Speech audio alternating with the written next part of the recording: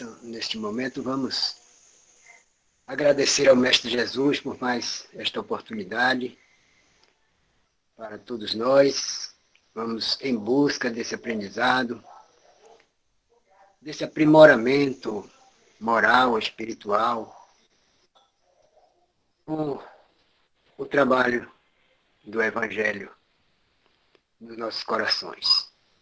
Que o Mestre Jesus alimente sempre a paz a cada um de nós, ilumine os nossos caminhos, fortaleça a palestrante da noite, Edna Barreto, iluminando, fortalecendo na caminhada, e que assim estejamos atentos às suas palavras para que possamos interiorizar esses sentimentos e buscar cada vez mais essa maturidade do Evangelho para todos nós.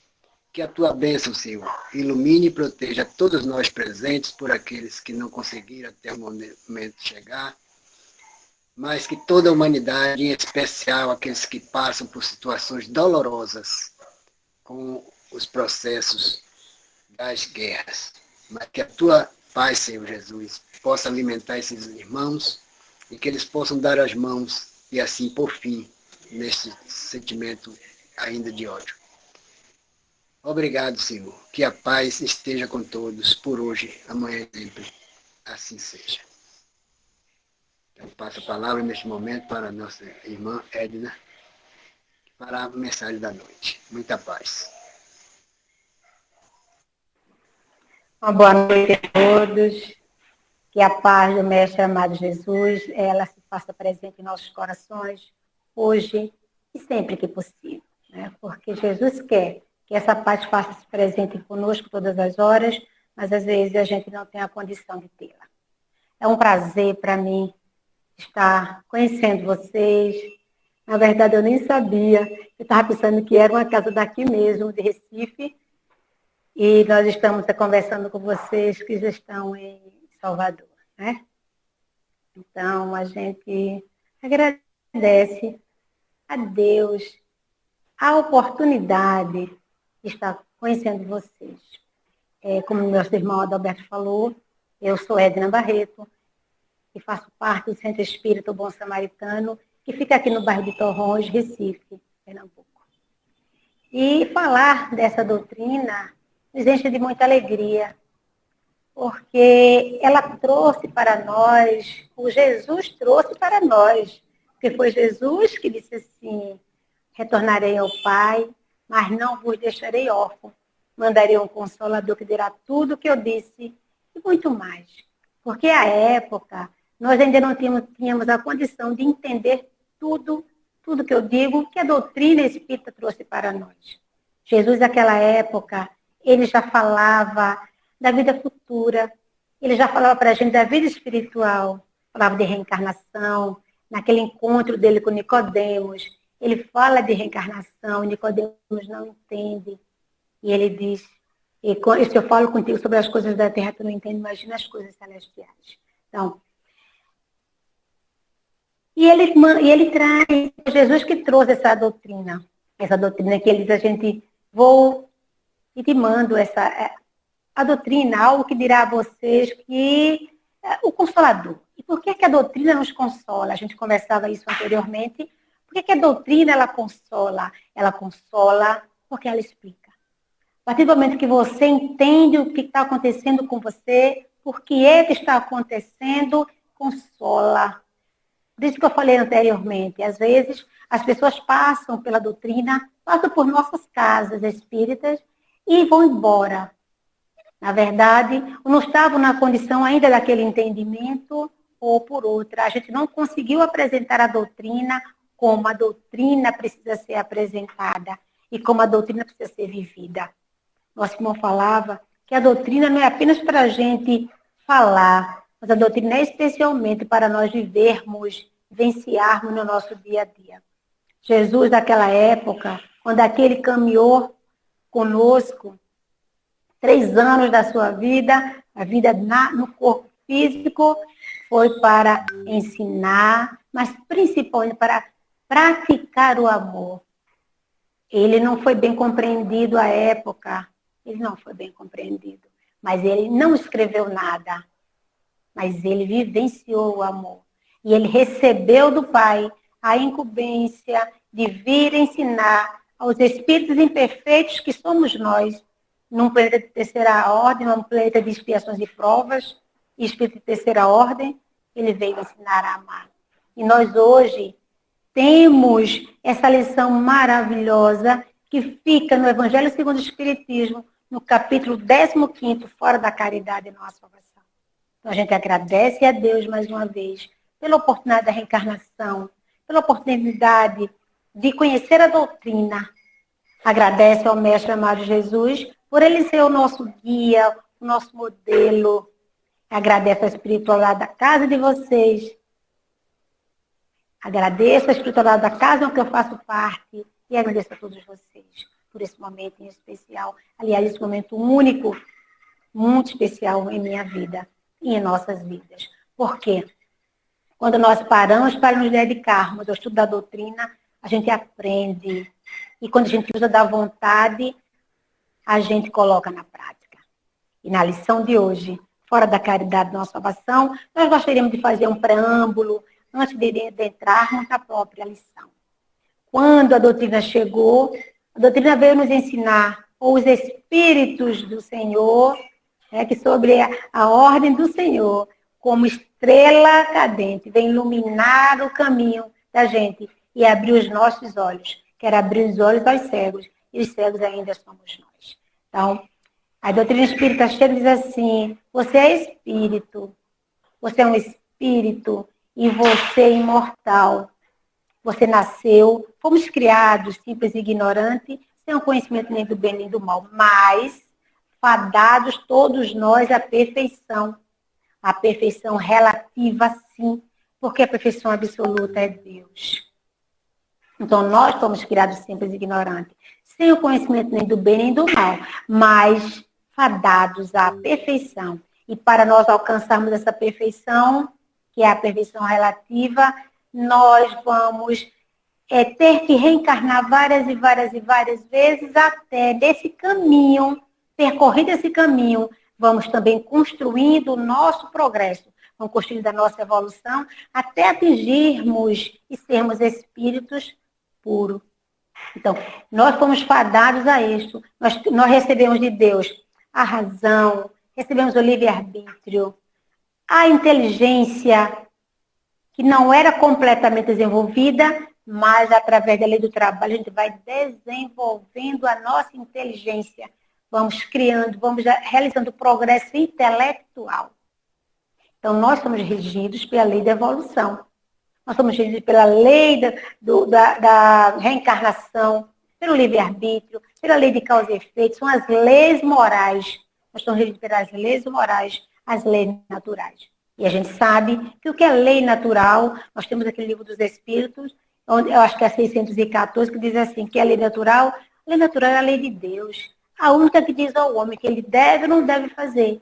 E o homem só é infeliz quando dela se afasta. Então, adentrando agora a lição, instruções dos Espíritos, fora da caridade não há salvação. Se quiser interromper, pode levantar o dedinho, a gente se cala e vocês trazem a colocação de vocês ou uma pergunta que vocês queiram fazer.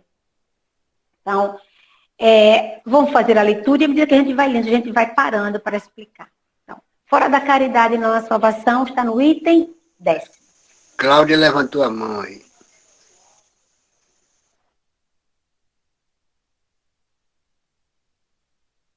Oi? Cláudia, quer falar alguma coisa? Eu levantei e disse. Cláudia, fala, Cláudia. O microfone dela estava fechado. Cláudia, o microfone está fechado. Okay. Pronto, já abri. Boa noite a todos, seu Adalberto, Nica, não tinha visto ainda, bom revê-los. Edna, com relação ao que você está falando, falando um pouco sobre, antes de começar a palestra, no caso, você conversando com o Alberto, de uma pessoa que era católica, foi curar, né? Alberto contou um caso e a pessoa voltou, né? Aí o que é que acontece? Eu, né, na minha leitura, minha humilde leitura. Assim. E você está falando agora da doutrina, porque a doutrina ela é consoladora, né? E ela é o nosso guia. Né? Então, assim, nos instrui a ser homens, mulheres de bem, né? Então, assim, eu vou, começo a estudar, começo a participar, só que a doutrina, ela me orienta a trilhar um caminho do bem. E às vezes a gente não consegue. Então, eu vou para outra, né, no meu entendimento, eu vou para outra religião porque tem religião, ou igrejas, né, porque não segue, hoje em dia, né, a gente vê muito sem críticas, né, porque eu acho que cada um, né, deve, é importante a gente buscar a Deus, né, buscar Jesus, né, buscar o caminho, mas a gente vê que é muito condicional. Eu condiciono, se aquela religião ela me permite que eu beba, se aquela religião me permite que eu faça isso, que eu faça aquilo, então eu vou para ela, porque eu não estou ainda não consigo, vamos dizer assim, me manter na doutrina porque ela está me exigindo uma coisa que eu não consigo fazer. E a gente fica a pessoa fica na crise na consciência, né? Porque ela está me dizendo ali, me dando, eu tenho um livre-arbítrio e eu escolho um outro caminho, então aquilo ali fica convivendo que não é bom, então eu vou para uma que me dá uma condição de viver mais com minha consciência, vamos dizer assim. Né? Não sei se eu consegui colocar, mas já do que você está falando é isso, porque a doutrina é um norte para a gente. Se eu não consigo nem trilhar, nem me engatear ainda no caminho, então eu vou para outra, porque eu não é, aí sai, sabe? Eu penso assim, né? Minha leitura.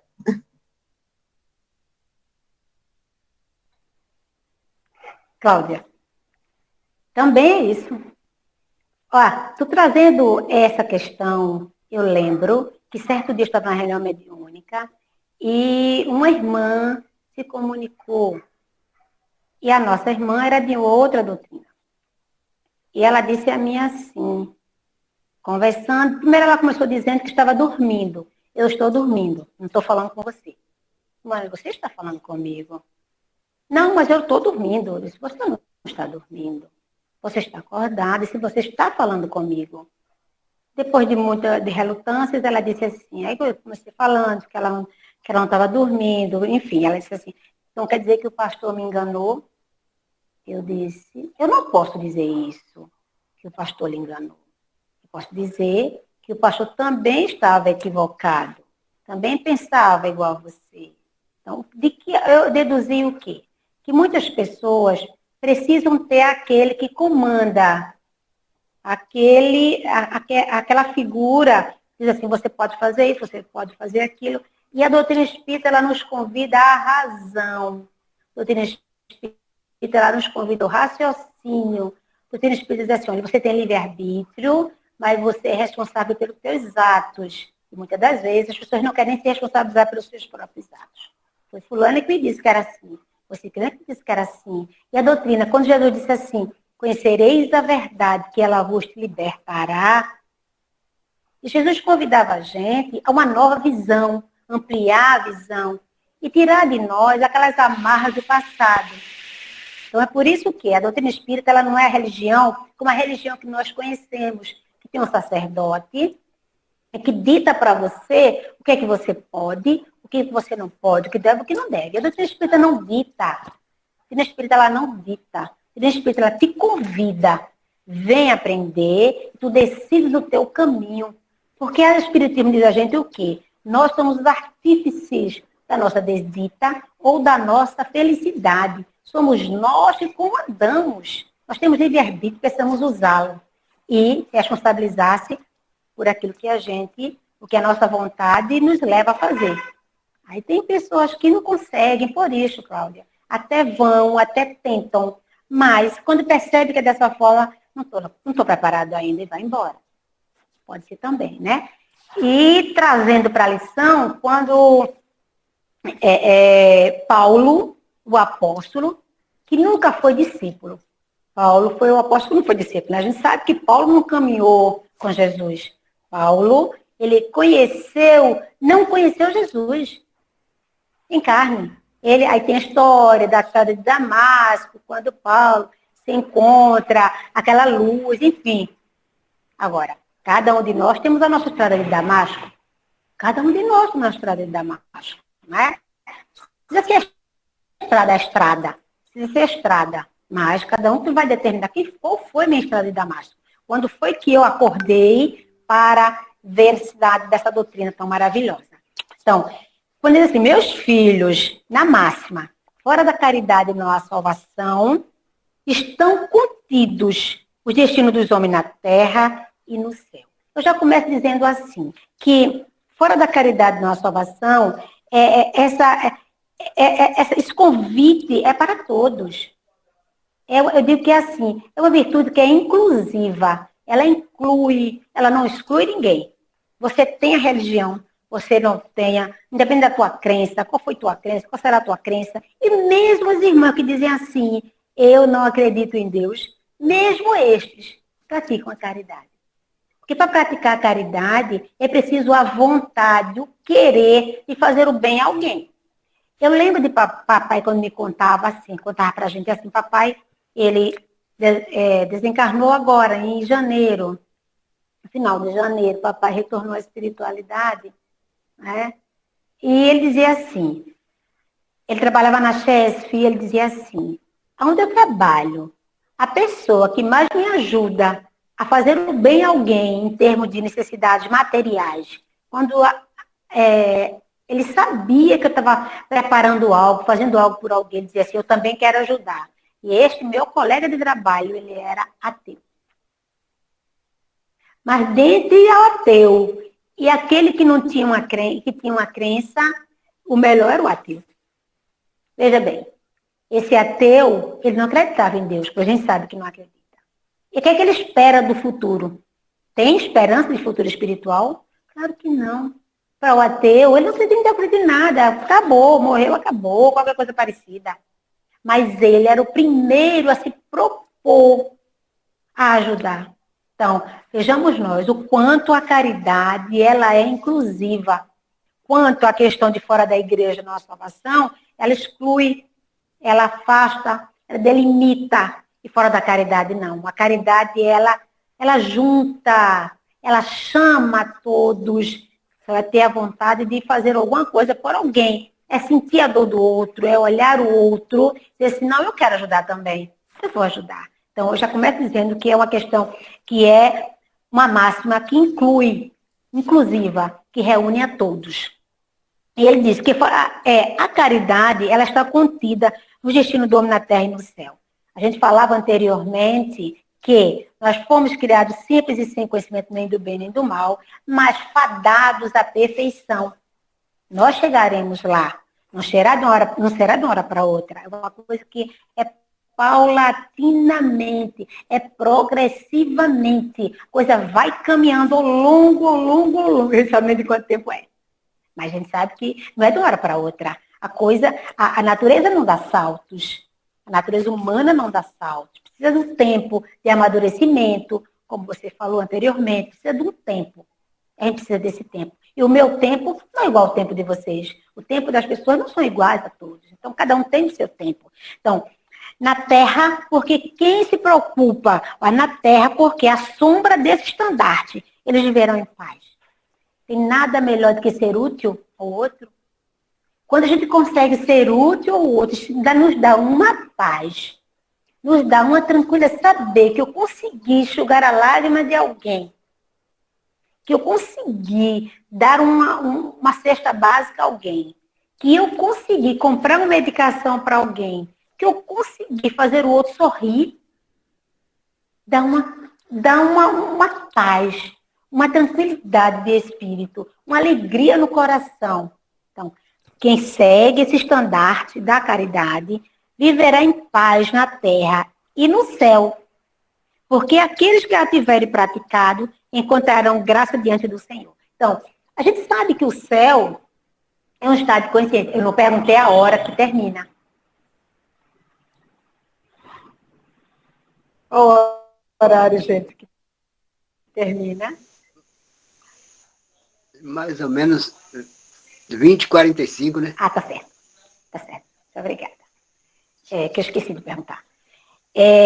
Se quiser, não, tá certo. mais 5 minutos. Não, tá ótimo. Você começou de 15 para as 8, 15 para as 9. Tá correto. Isso. Então, a gente começou falando exatamente desse mundo espiritual. A gente sabe que existe dois mundos. Existe o mundo material e o mundo espiritual. O mundo espiritual é o mundo primitivo. É o mundo primitivo. Pode acabar o mundo material ou nunca ter existido. Que é a pergunta do livro dos Espíritos. Nunca ter existido. Mas o mundo espiritual jamais. Porque nós sabemos que nós somos espíritos e somos imortais. A gente não morre. Né? A gente não é eterno, porque eterno é Deus. Mas nós somos imortais. Então, o mundo espiritual é a verdadeira casa, nossa mundo espiritual. Então, quem vive sob a sombra do estandarte da caridade viverá em paz na terra e no céu. Porque aqueles que a tiverem praticado encontrarão graça diante do Senhor. Esta divisa é a luz celeste, a coluna luminosa que guia o homem no deserto da vida para conduzi-lo à terra prometida. Que terra prometida é esta? Né? A gente sabe que não é a terra prometida que Moisés levou aquele povo para a terra prometida. Não é essa terra prometida, mas é a terra da evolução. É a terra de nós um dia habitarmos planetas melhor do que o planeta de expiações e provas. Ou esse planeta de expiações e provas conseguir evoluir, progredir e chegar à regeneração. E assim por diante. Né? Se a gente pega lá na questão do livro dos Espíritos, você vai encontrar a escala espírita, se a gente pega o Evangelho segundo o Espiritismo, vai encontrar a progressão dos mundos. Então, essa terra prometida é a progressão da terra através da evolução dos homens. Então, quem vive e quem faz e quem pratica a caridade viverá bem aqui ou lá, né? Na terra ou no mundo espiritual. Então, e brilha no céu como a auréola santa na fronte dos eleitos. E na terra está gravado no coração daqueles a quem Jesus dirá, passai à direita, vós bendito do meu Pai. Quando a gente lê isso aqui, a gente lembra da primeira lição deste capítulo, que está aqui. O que é preciso para acessar a parábola do bom samaritano? E tem uma hora que Jesus diz assim, então o rei dirá àqueles que estarão à sua direita, vinde vós, que foste bendito por meu Pai, possuiu o reino de que foi preparado desde o início do mundo, porque eu tive fome e me desse de comer, porque eu tive sede e me desse de beber, porque eu estava nu e me desse uma roupa, porque eu estava sem alojamento e me desse um alojamento, porque eu tive doente e fosse me visitar, porque eu tive preso e me fosse ver. O que é que Jesus está dizendo aí? Jesus pega o ser humano, que somos nós, e coloca todas as suas necessidades básicas. Todas as necessidades básicas. A necessidade de comer, de beber, de se vestir, de morar, de ter um teto. Necessidade da doença, necessidade de estar preso. Então, a gente está vendo necessidades materiais e morais. Né? Porque quando eu estou sem comida, alguém me dá uma comida, você me fez feliz. Estou precisando de uma roupa e você me dá, você me fez feliz. Se eu estou doente, você vai me visitar, você me fez feliz. Se eu estiver preso, você me fez feliz. Então, Jesus pega o homem, a humanidade, o ser humano, coloca suas necessidades básicas, coloca necessidades materiais e morais. Porque, vejam bem, quando a gente vai visitar alguém no hospital, a gente está levando ali, muitas das vezes, a caridade material e está levando a caridade moral. Tu vai lá perto dele, tu leva uma palavra de consolo, tu leva uma tranquilidade. Eu lembrei agora do Evangelho, quando fala sobre o infortúnio oculto, a crise do infortúnio oculto, que fala sobre aquela mulher, que era a mulher da sociedade, e que pega seu carro e enche de tudo que é necessário e vai levar o apoio material para aquela família, porque o pai está no hospital. É assim? Então, ela vai lá, ela leva o necessário para que a família se alimente e vai no hospital e vai dizer para aquele homem, se tranquilize, que eu já fui na tua casa, já vi tua família, já supri a necessidade dela. Veja, o que é que Jesus está dizendo? E perguntar a Jesus assim, quando foi, Senhor, que nós te vimos com fome, com sede, sem alojamento, doente ou na prisão? E ele responde, quando fizeste o mais pequenino na face da terra, foi a mim que fizeste. Então, quando a gente vai visitar alguém na prisão, que hoje até nem pode mais, né? Hoje já foi muito reduzido as visitas, mas antigamente a gente fazia muita visita aos presídios. Quando a gente ia, a gente perguntava a ele, ô fulano, tu fizeste o quê? Não interessa a gente. O que foi que a pessoa fez? Onde foi que a pessoa caiu? Onde foi que a pessoa não conseguiu se levantar? A gente não pergunta. A gente vai lá e leva o consolo, leva uma palavra de carinho, uma palavra de respeito e leva o material também. Aí a gente atendia a necessidade material, mas atendia também a necessidade moral da pessoa. Que a gente não perguntava a ele o que ele estava fazendo, o que ele fez. Então, quando Jesus fala assim, ele convida a nós, dizendo assim, como fala aqui, quem vive à sombra desse estandarte da caridade viverá em paz na terra e no céu. Nós sabemos que a caridade material é a mais fácil das caridades. A caridade material é a mais fácil, para quem já tem a coragem, né? Porque certa vez o irmão disse a mim, ô Edna, eu não tenho coragem de botar a mão no bolso e fazer como vocês fazem. Como teu pai faz, como vocês fazem. Hoje, a criatura bota a mão no bolso e faz a caridade material. Então, a gente vê que a gente é o tempo da gente. Cada um tem seu tempo, nada é fora do tempo. Então, a caridade material é a mais fácil da caridade, porque a gente faz cestas básicas, a gente doa. A gente faz enxoval, a gente doa enxoval. A gente faz feirinha, a gente faz sopa, a gente doa sopa. A gente faz e doa. E doa. Meu irmão está com fome. Meu irmão chega chorando, você chora junto com ele, mas vamos embora. Choramos já junto, agora vamos resolver o problema. A gente vai, chama fulano e ciclano, sozinha não dá não. A gente vai em busca de outro. Daqui a pouco tem um grupo e a gente atende a necessidade do outro. Isso é o quê? É olhar para o outro. Isso me lembra a lição da piedade. Eu acho aquela lição maravilhosa, sabe? Quando diz assim, a piedade bem sentida é amor. E amor é devotamento. E o devotamento é o esquecimento de você para lembrar do outro. Não é esquecer completamente de você, mas é ver, eu tenho isto, eu posso dividir com ele, divido. Você esqueceu um pouquinho de você e você lembrou um pouquinho do outro. Aí você divide o que você tem em benefício do outro. Então, isto faz com que a gente se sinta bem. Não é fazer porque eu vou fazer porque amanhã alguém vai fazer por mim. Não é isso não. Tiremos isso da nossa cabeça. Fazer pelo outro é sentir a dor do outro. É a piedade que é falada. É a piedade. A piedade bem sentida é amor. Não é pena, é piedade. Porque às vezes alguém diz assim, eu estou com tanta pena de fulano, mas não é dar um pé, um braço, uma mão, um nada para ajudar. Mas quando você sente a dor, você vai lá e você faz alguma coisa pelo outro para diminuir a dor do outro. Então, dando continuidade. Vós o reconhecereis pelo perfume da caridade, de caridade que esparge ao seu redor. A caridade, ela deixa um perfume. Que perfume é esse, Edna? É o perfume do amor. Que perfume é esse? E caridade tem perfume? Tem. A caridade tem perfume. E a caridade, quem pratica a caridade, ela vai espargindo por onde ela anda o perfume da caridade. E continua assim, nada exprime melhor o pensamento de Jesus, nada resume melhor os deveres do homem do que esta máxima de ordem divina. O Espiritismo nada podia provar melhor a sua origem do que dando-a por regra, porque ela é o reflexo do mais puro cristianismo. Nós sabemos, queridos irmãos, que o progresso, a humanidade, ela já andou a primeira fase. Ela já concluiu o progresso, não concluiu, mas a ciência já caminhou tanto, o progresso intelectual já caminhou tanto, que é belo a gente ver quanto a humanidade já caminhou no progresso intelectual.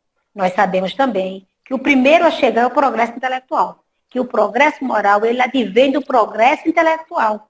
Mas o progresso moral, ela não vem logo atrás do intelectual, não.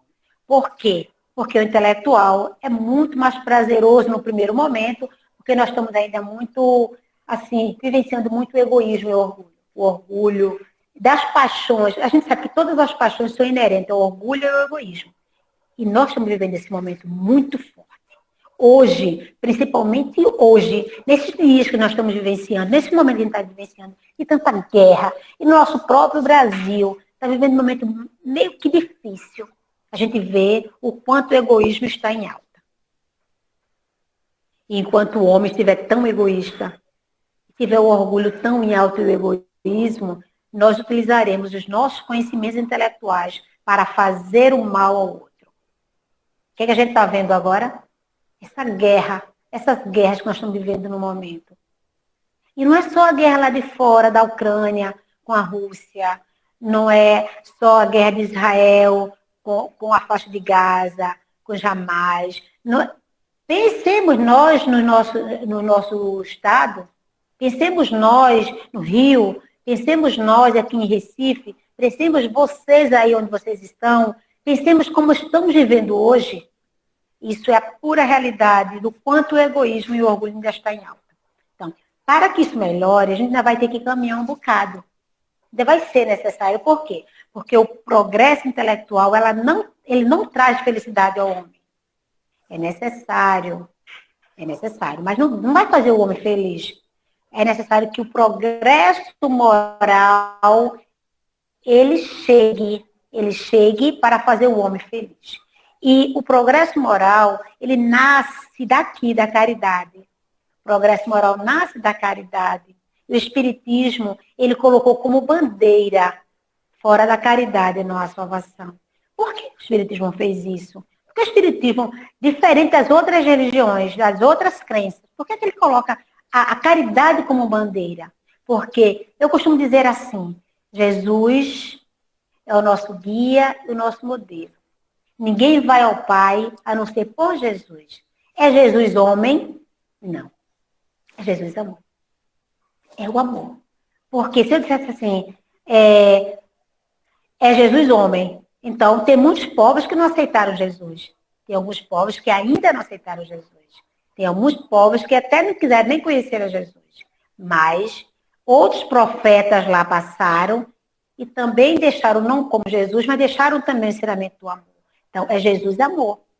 E Jesus traz esse amor, diz assim, amar a Deus sobre todas as coisas e ao próximo como a ti mesmo. Então, como é que eu amo o meu próximo? Não é fazendo a ele o bem? E na última vez que Jesus fez a ceia junto com os seus discípulos, foi que Jesus disse para os seus discípulos, um novo mandamento eu vos dou. Ama teu próximo como eu vos amei. Então, precisamos chegar a esse amor. Esse amor ágape, esse amor que não pede nada em troca, esse amor que faz porque sente a dor do outro e sabe que o outro tem necessidade. Ele amou a todos nós, até no momento de estar na cruz, porque ele disse, Pai, perdoa, eles não sabem o que fazem. Então, é o amor que não pede nada em troca, é o amor que dá por dar. É esse amor que Jesus nos convida. Porque eu lembro de uma lição aqui do Evangelho, uma outra lição, acho que é no Cristo Consolador, quando ele diz assim, vinde a mim, todos vós estáis cansados, né? Que eu vos aliviarei, meu fardo é leve, meu jugo é suave, mas impõe para nós o amor e a caridade. Então, a caridade, ela é muito ampla. Quando a gente lembra, gente, da questão, eu até separei aqui, a questão 625, acredito eu, Livro dos Espíritos. Não. É quando ele fala da caridade. Quando Kardec pergunta, lá no 886, quando pergunta assim, qual o verdadeiro sentido da caridade segundo entendia Jesus? Ele diz assim, benevolência para com todos, indulgência para os erros alheios e perdão das ofensas. É fácil? Não é fácil. Para nós ainda não é fácil. Para mim ainda não é fácil. É benevolência para com todos, indulgência para com o erro do outro e perdão das ofensas. Tudo isso que Jesus acaba de falava sobre a caridade, fazia sobre a caridade. Ele dizia assim, faça só pelo sua familiar, faça só pelos seus amigos, não. Façais ao outro que gostaria que fosse feito a você. Então, dar a cesta básica, dar o enxoval, dar a feirinha, aliás, dar a sopa, dar qualquer coisa, dá. Aquele que está precisando. Esse é fácil. Mas dar benevolência a todos, às vezes a gente faz acepção de criaturas. Ser indulgente com o erro do outro, às vezes a gente não é indulgente com o erro do outro. A gente quer que as pessoas tenham indulgência para conosco, mas não quer ser indulgente para com o outro. Perdoar uma ofensa, tem pessoas aí desencarnando pela raiva de algo que alguém fez para ele. Então, não é fácil. Então, Jesus convida a gente o amor e a caridade. Porque o amor e a caridade é, como diz aqui, é o complemento da lei de justiça. Porque a lei de Deus é a lei de justiça, de amor e de caridade. A gente vai ver a lei do progresso, a lei disso, a lei daquilo, mas, em resumo, é a lei de justiça, de amor e de caridade. Então, esse é o convite que Jesus nos faz, que a gente possa fazer a caridade, independente de qualquer coisa, de quantas vezes forem, quem é. Isso não é fácil. Eu lembro agora de uma senhora, isso faz um bom tempo mesmo, eu era recém-casada, quando eu vi no Fantástico uma reportagem que o repórter entrevistando uma senhora. Ele disse assim, para onde é que a senhora vai? Aí ela disse, vou ao presídio. Aí ele disse assim, a senhora vai fazer o que no presídio? Aí ela disse assim, eu vou visitar o homem que tirou a vida do meu filho. Aí ele, a senhora vai visitar o homem que tirou a vida do seu filho? Por quê? Ela disse assim, para que este homem não tire a vida de outro filho e não faça outra mãe chorar, como eu chorei, ainda choro até hoje. É fácil isso? Eu não esqueci mais nunca. Eu não esqueci, isso ficou na minha mente. Ficou na minha mente, gravou. Isso já faz uns 30 anos que eu vi essa reportagem no Fantástico, mas aquilo falou tão fundo no meu coração, que foi uma coisa que jamais eu esqueci. Importa qual é o credo dessa mulher, que não sei se já deve ter reencarnado ou desencarnado, não sei. Não importa, não importava. Importou, foi a lição de caridade que esta mulher deu para quem quis. Deu para quem quis ouvir, deu para quem quis entender. Porque você, o homem, tirou a vida do teu filho. Quem é mãe, quem é pai, sabe o que é ser pai, sabe o que é ser mãe. E o homem tira a vida do filho dela, e ela, depois de chorar, se recompõe e passa a visitar o homem na prisão, no presídio, levava para este homem roupa lavada, levava alimento e levava o carinho, e levava a conversa. Porque ela disse assim, eu transformei a minha dor para ir em busca deste homem, para que ele não faça mais outra mãe chorar. Gente, isso é um exemplo de caridade. Eu lembro também, eu acho que é lindo os casos de Chico Xavier, quando, vocês vão lembrar, se vocês leram alguma coisa, vocês vão lembrar, quando um homem, que ele era deficiente visual, ele cai de uma ponte, algo parecido assim, e fica internado, depois recebe alta, e Chico vai cuidar deste homem. Só que Chico, ele só podia cuidar durante a noite, porque durante o dia Chico trabalhava, e só podia à noite. Nessa época só podia ser dessa forma. Então ele coloca no jornal local, chamando alguém para cuidar daquele homem, que não tinha ninguém. E ele disse que botou apelo para os católicos, botou apelo para os espíritas, botou apelo para os evangélicos. Quem apareceu foram 2 mulheres que se diziam prostitutas. E quem cuidava deste homem durante o dia eram elas 2. E Chico, meia-noite, elas iam para o trabalho dela, que era o trabalho dela.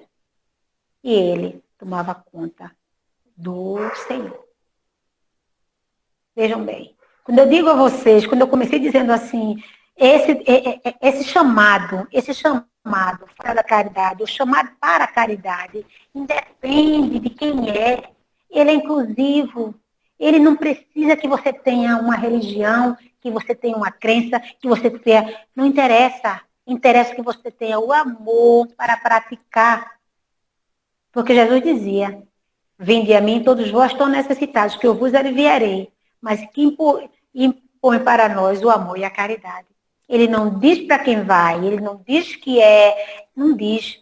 Ele só convida para que tenha em seu coração o amor e a caridade. Então, dando continuidade, diz assim, aplicai-vos, pois, com tal guia o homem não se perderá jamais. Com tal guia, a caridade é um guia, Cláudia, como você falou. O Espiritismo traz esse guia. O Espiritismo é um guia, o Espiritismo é um caminho, e a caridade apresentada pelo Espiritismo, que foi dita por Jesus, o que é que acontece?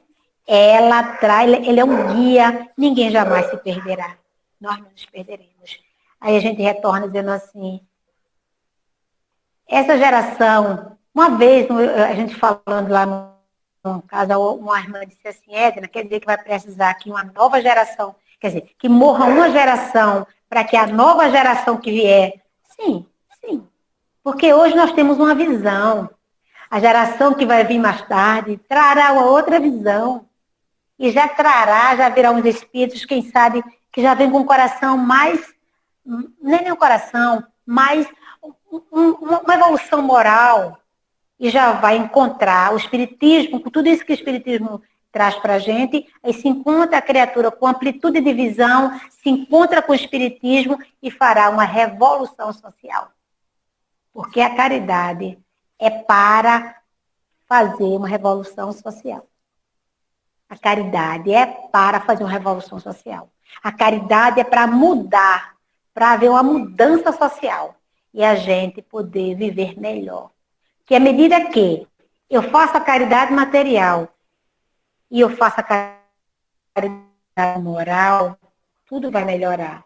A partir do momento que eu vou perdoar o meu irmão, ser indulgente com o erro do outro e ser benevolente para com todos, o que vai acontecer? Todos os irmãos, todos nós seremos irmãos. Porque hoje tem vez quem tem dinheiro, quem tem posição social elevada, este tem um tapete estendido para ele passar.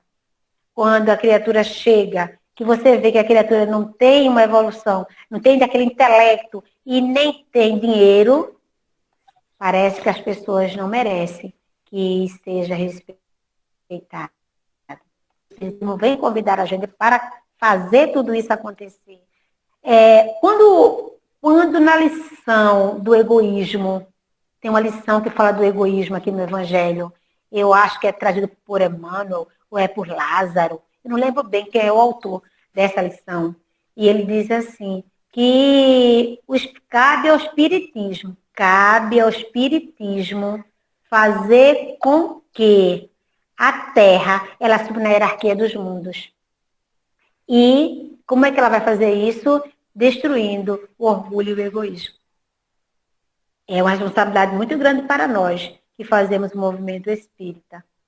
É uma responsabilidade muito grande para nós. Então, aplicai-vos, pois, meus amigos, em compreender-lhe esse sentido profundo e as consequências, e em procurar por vós mesmos todas as suas aplicações. Primeirei todas as vossas ações ao controle da caridade, e vossa consciência vos responderá. Como é que a gente pode submeter todas as nossas ações ao controle da caridade? Como é que a gente pode fazer isso? Todas as nossas ações. A caridade, o Evangelho segundo o Espiritismo, eles são a máxima moral do Cristo, né? E nesse evangelho, a gente vai encontrar tudo que Jesus coloca para a gente aqui, a luz da doutrina espírita, mostrando como é que a gente deve caminhar. Por quê? As máximas morais do Cristo são as regras do bem viver. Você pega o evangelho, tudo que você lê do evangelho é uma regra do bem viver. Tudo que você lê no evangelho está lá, a regra do bem viver. Então, se você submeter todas as suas ações às regras trazidas pelo evangelho, que são os ensinamentos de Jesus, você estará fazendo a caridade. Nós estaremos praticando a caridade. Então, é fácil, não é fácil, mas é necessário. É necessário. A gente precisa ter a vontade para fazer. Quando a gente diz assim, quando a gente desencarnar, a gente vai voltar para o mundo espiritual. A gente vai viver no estado de erraticidade. Lá no mundo espiritual, nós vamos aprender alguma coisa, a gente vai rever o que a gente fez, a gente vai ver o que a gente poderia fazer melhor, a gente vai estudar, a gente vai pedir para voltar outra vez. Mas já vai estar trazendo no nosso coração um novo sentimento, a gente já vai vindo na nossa mente novas condutas, então a gente vai voltar melhor. Daqui a 100 anos, nós seremos melhores do que nós somos agora. Então, Paulo chama a gente para submeter todas as nossas ações ao controle da caridade. Não somente ela vos evitará de fazer o mal, mas vos levará a fazer o bem. Porque não basta uma virtude negativa, é preciso uma virtude ativa. Para fazer o bem, é preciso sempre a ação da vontade. Para não fazer o mal, frequentemente, a inércia e a negligência. Então, para fazer o bem, eu preciso ter vontade. Eu tenho a vontade de fazer o bem. Eu digo assim, a partir de hoje, eu vou fazer o bem. A partir de hoje, eu vou tratar melhor o meu irmão. A partir de hoje, eu vou fazer isso e a gente determina. Não precisa se determinar as coisas. E a primeira sociedade que a gente precisa aprender a fazer o bem é o nosso lar. É o nosso esposo, é a nossa esposa, são os nossos filhos, é a nossa pai, mãe, nossos irmãos, é a nossa família consanguínea, a família a qual a gente veio e a família que a gente formou. Às vezes, é fácil fazer o bem para quem está lá fora, não é fácil fazer o bem para quem está dentro da nossa casa. Adianta eu fazer o bem para o povo que está lá fora e eu esquecer meu pai, a minha mãe, meu esposo, a minha esposa, a minha família? A primeira família que eu vivo, a primeira família, a família que eu fui inserida, a primeira sociedade que eu conheci. Não. Não. É preciso que eu comece a praticar esta caridade dentro da minha casa, dentro da minha família. E depois eu estarei levando essa caridade lá para fora. E quando você faz a caridade na sua própria família, o que é que você está fazendo? Educando os seus filhos. Eu lembro quando o Chico diz assim, as pessoas costumam dizer assim, que sociedade eu estou deixando para o meu filho? Mas, por que não se pergunta, que filho eu estou deixando para a sociedade? Então, é preciso que eu comece a praticidade dentro da minha casa, porque eu estou ensinando ao meu filho, eu estou dando exemplo ao meu marido, eu estou dando exemplo à minha esposa, estou dando exemplo dentro de casa. E quando esse filho for para a rua, o que é que acontece? Ele estará levando o exemplo que ele recebeu em casa. E ele vai multiplicar este exemplo. Esta é a verdadeira caridade. Porque começa no seu próprio lar e depois vai lá para fora. Ou também fazendo da nossa instituição. Nossa instituição. A gente começar a olhar uns aos outros, como gostaria de ser olhado, se ajudar outro, e depois a gente vai fazendo lá fora também. Então, preciso que a gente comece a ver ao nosso redor, para que depois a gente possa ir ampliando a nossa visão e fazendo esta caridade lá fora também. Então, continuando, ele diz assim, que fazer o bem é preciso sempre dar uma ação da vontade. É preciso a vontade. Então, meus amigos, agradecer a Deus que vos permitiu, pudesse gozar da luz do Espiritismo. Nós não fomos espírita na outra encarnação, não. A gente está sendo espírita agora. Porque o Espiritismo ele começou em 57, 1957. E a gente não era espírita, a gente conheceu agora. E a gente já se propôs propôs a conhecer o Espiritismo, já se propôs a estudar o Espiritismo e tem que se propor também a colocar na prática os ensinamentos do Espiritismo. É preciso, porque quando a gente recebeu de Jesus aquela promessa, Jesus vem e traz e permite que os Espíritos venham na sua plenitude, dizer assim, eu não morri, eu estou aqui, eu sou a alma dos homens que viveram na Terra, a contar a sua história. Aí a gente vai lá para o livro que é o Espiritismo, quando Kardec traz para a gente dizendo assim, o Espiritismo é ao mesmo tempo uma ciência de observação e uma doutrina filosófica. Como ciência prática, ele consiste na relação que se estabelece entre nós e os desencarnados. Como filosofia, ela compreende todas as consequências morais que dimanam dessa mesma relação. Então, a gente sabe que o Espiritismo é isso. O Espiritismo é ciência, o Espiritismo é filosofia e tem a sua consequência moral. Porque quando os Espíritos vieram dizer a gente não morre, nós somos individualidades, a gente não esquece quem somos, a gente não esquece o que aprendeu, a gente não perde o que fez, mas a gente precisa se dar as mãos,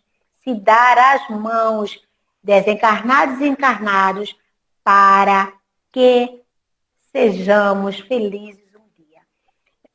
Kardec perguntou, certa vez, ao Espírito de Verdade, qual o objetivo da encarnação? Qual o objetivo da encarnação? Aí, o Espírito de Verdade responde a Kardec assim, Deus impõe a encarnação com o objetivo de fazê-lo chegar à perfeição. Resposta do Espírito de Verdade. Deus te impõe, ou lhe impõe a encarnação com o objetivo de você chegar à perfeição. Mas tem outro objetivo. Outro objetivo é colocar o espírito em condição ou em condições de cumprir sua parte na obra da criação. Como é que a gente faz? Como é que a gente cumpre a nossa parte na obra da criação? A caridade. Porque olha, nós, seres encarnados, sejamos nós encarnados ou sejamos nós na erraticidade, sempre haverá sobre nós um espírito que vai nos orientar. E sempre terá abaixo de nós algum espírito que precisa da gente. Então, como é que a gente participa da obra da criação? Nós participamos da obra da criação, ajudando a quem precisa, orientando a quem necessita, ajudando a quem precisa do lado material, sim, mas especialmente do lado moral. Precisamos fazer as duas caridades, a caridade material e a caridade moral. Lembremos que nós temos um anjo guardião, lembremos que nós temos espíritos amigos, lembremos que nós temos espíritos familiares, tudo para nos ajudar. Agora, como é que eu faço para participar da obra da criação? Eu vou orientar o que está um pouco abaixo de mim. Às vezes não é nem ser abaixo, mas vem nossa tutela como filho, como um esposo, a esposa, como um amigo, como aqueles que participam da nossa casa, enfim. Nós temos a obrigação moral de orientarmos, de ajudarmos a eles na medida do possível. Por isso estamos aqui, para isso estamos aqui, é para atingirmos a perfeição e para colaborarmos na obra da criação. E nós somos criação de Deus. E a gente precisa dar a mão, mas a gente precisa também praticar o BIP que Jesus nos ensinou. Benevolência para com todos, indulgência, perdão das ofensas. E ninguém melhor, e nada melhor, como a nossa casa, a nossa família consanguínea, para iniciarmos, colocar na prática esse BIP falado pelos espíritas, esse convite que Jesus faz a nós de olharmos para o outro como gostaríamos de ser olhados. Que o convite que Jesus nos diz, um novo mandamento eu vos dou, façais ao outro, e gostaria que fosse feito a você, não só isso, mas ama o teu próximo como eu vos amei. Esta é a doutrina que a gente conhece. Este é o convite que Jesus nos faz. E a gente precisa estudar a doutrina para entender o ensinamento de Jesus. É desta forma, Cláudia, como você falou naquele momento, a gente precisa amadurecer. Estamos amadurecendo. É uma nova fase da humanidade, né? Para quem quer, para quem se permite já, se conhecer, é o autoconhecimento. Entender quem somos nós, de onde nós viemos, para onde nós vamos e qual o objetivo da encarnação, para que a gente possa sair desta encarnação melhor do que quando nós chegamos. Esta é a proposta. Eu gostei do BIP, que eu nunca vou ficar até mais fácil, porque realmente a verdadeira caridade, né? Não adianta, você não consegue praticar se você não perdoa, se você, né, não está fazendo bem. A caridade material, mesmo que a gente não faça com a caridade moral, é necessária, né? Porque a gente tem que, né, ajudar de certa forma, mas ela se completa mesmo quando a gente também, né, faz pratica a caridade moral, né? E como você falou, não estou reforçando, porque é isso mesmo, a gente começa em casa, no ar, né? A gente tendo paciência com o outro, entendendo que cada um está na sua jornada evolutiva, né? Então, quem está um passinho na frente ajuda quem está um passo atrás, né? A gente vai assim. E o servir, no caso, a caridade, é bom para, quando a gente pratica, é bom para a gente, né? Quando a gente faz qualquer atividade que a gente está ajudando o outro, pode estar cansado como for. Se a gente fizer com amor, a gente sente um bem, faz tão... assim, até para descrever a sensação, né? A gente pode estar cansada como for, já aconteceu muitas vezes comigo, e a gente tem aquela sensação de bem-estar, né? Porque a gente, quem é o maior beneficiado somos nós, né? Quem está praticando. É muito bom. Quando você falou de da geração, eu já vejo assim, a geração, esses que estão vindo, eu tenho até na minha família mesmo, netos e bisnetos, né, que eles já não comem carne, já tem aquele olhar para a natureza, para o meio ambiente, para ver se um animal maltratar e tudo, né? Então, assim, a gente já vê essa geração que já chegou, alguns, a gente já vê esse movimento, né? De não comer, crianças que não quer, nem colocou a carne a primeira vez na boca, não quer, de jeito nenhum. Né? Eu tenho na minha família crianças que não comem. E não pode ver um animal na rua machucado, tudo que já. Então, eu já vejo ali, eu disse, não, aí já veio já para fazer a mudança, é necessário, né? A gente precisa dessa geração para, né, para já ajudar, né, nesse movimento de fazer um mundo melhor, porque também, como você falou aí, eu quero um mundo melhor para o meu filho, não, eu preciso, né, educar o meu filho para que o mundo seja melhor, né? Então a gente tem que também mudar, ter essa visão. Eu quero um mundo melhor para o meu filho. Eu estou fazendo o quê para ter um mundo, para esse meu filho ter um mundo melhor? Ele tem que ser educado para o mundo ser melhor, né? Então a gente tem que ter esse olhar. Foi muito assim importante você falar isso, porque a gente precisa fazer isso.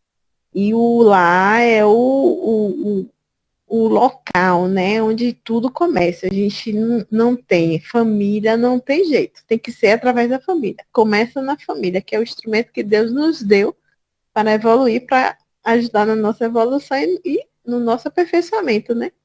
Se a gente não tiver paciência dentro de casa, se a gente com o marido, com a esposa, com o filho, com o idoso, com a criança, com o vizinho, né, no trânsito, onde for, a gente, né, são experiências que a gente tem aí, é como se diz, né, a Vera, ou a gente faz o dever de casa, ou então a gente vai para outras religiões, porque a doutrina, elas é o nosso guia, né? Vai nos dizendo para onde a gente deve trilhar, e a gente tem um livre-arbítrio.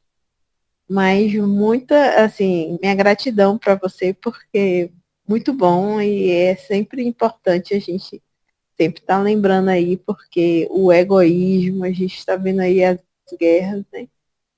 O egoísmo, orgulho, vaidade, que vai sempre, né, instigando, e se a gente não vigiar e a gente não orar, termina que a gente termina se corrompendo, e a gente vai contribuindo para o mundo, né, do jeito que está. Então, já começa dentro de casa, né? E para que eu não falei aí, gente, um abraço a Genôcio Valentim, saudade. Idem, minha querida, que Deus nos abençoe. Muita saudade. Amém. Sim. Amém. É verdade, vamos agradecendo, que o tempo já está passando. É isso mesmo, Cláudia, precisa começar na nossa casa, precisa começar dentro do nosso lar, para a gente poder se educando. E essa geração está chegando sim, essa geração está chegando. Aí encontra você que já tem essa visão espírita, encontra a gente que já tem essa visão espírita, a gente já vai passando também, já vai exemplificando também, isso vai consolidando, e o mundo vai se tornar melhor, porque as pessoas vão se tornando melhores. Então, muito obrigada, gente, muito obrigada. Deus abençoe vocês, Deus abençoe a nós, e que possamos continuar estudando essa doutrina maravilhosa, maravilhosa. Tá? Eu só agradeço a Deus a oportunidade e agradeço a meu pai, que ele deixou esse legado para a gente. Foi ele que me levou para a doutrina, e eu só tenho que agradecer, em primeiro lugar, a Deus, ao mestre amado Jesus, ao meu pai por ter me convidado, me levado, e a todos vocês, né? E a equipe espiritual da tua casa, a casa de vocês, de Chico Xavier, daqui do Bom Samaritano, e que Deus possa nos abençoar hoje e sempre. Muita paz.